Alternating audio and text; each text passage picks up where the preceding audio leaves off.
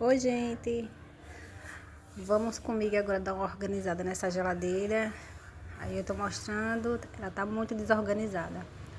Ela não tá muito suja, mas ela tá desorganizada. Aí eu já estou tirando as coisas de dentro, vou colocar tudo em cima dessa bancada para dar uma organizada.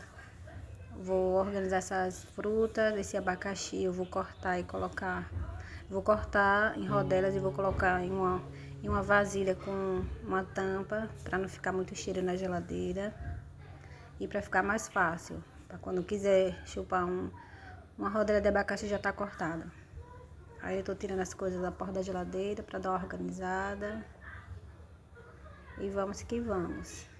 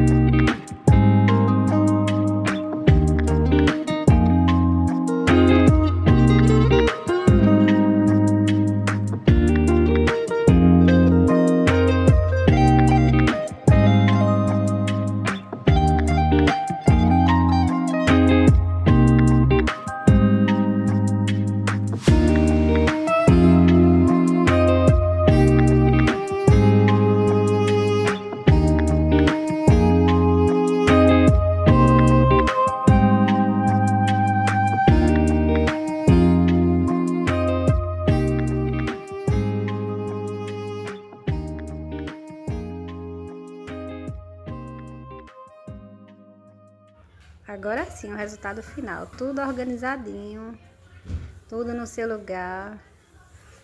Fica bem mais arrumado, mais organizado. E dá gosto de abrir a geladeira e tá assim, bem arrumadinha. Então é isso, pessoal. Foi essa minha organização de hoje na minha geladeira. Aí é o abacaxi.